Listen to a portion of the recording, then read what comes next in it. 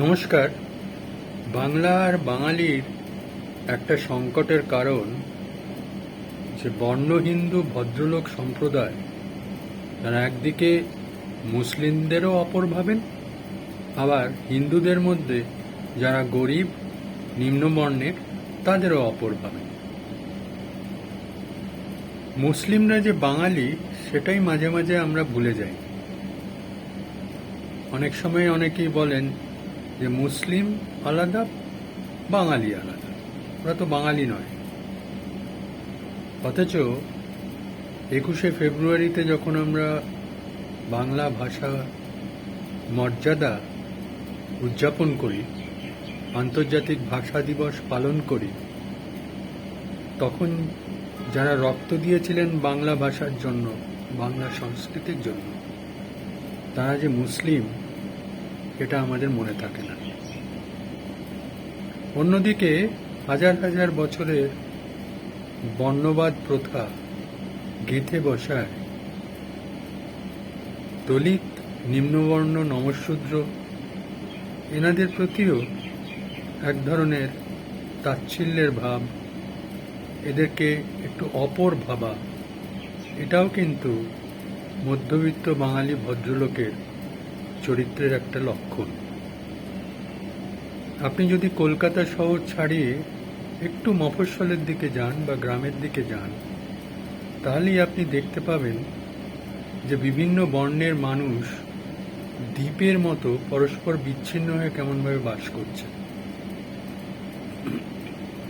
আমার নিকটাত্মীয়ের বাসস্থান দুর্গাপুর ইস্পাত কারখানার সংলগ্ন একটি জায়গায়, যেটি একসময় গ্রাম ছিল, বর্তমানে সেটা পুরোপুরি নগর, দুর্গাপুর মিউনিসিপ্যাল কর্পোরেশনের এখতিয়ারভুক্ত।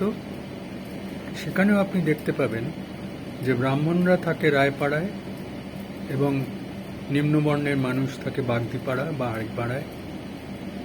এই প্রত্যেকটি পাড়ার পুজো আলাদা, পার্বণ আলাদা, পুজো আচ্চার উপাচার আলাদা, সংস্কৃতিও বেশ খানিকটা আলাদা।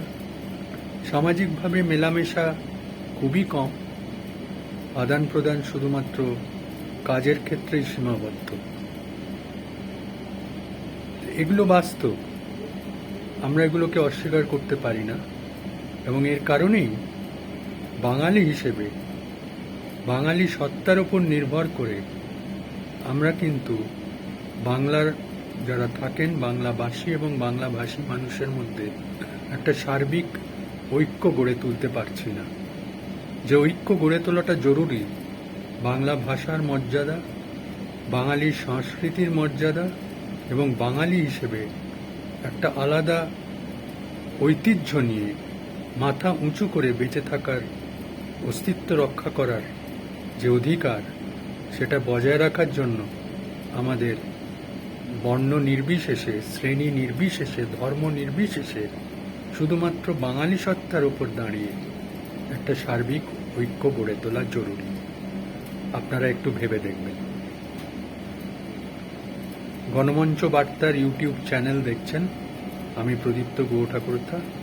আমাদের চ্যানেলটি সাবস্ক্রাইব করুন, বন্ধুদের সাথে শেয়ার করুন, আমাদের পাশে থাকুন, বাংলার পাশে থাকুন। ধন্যবাদ।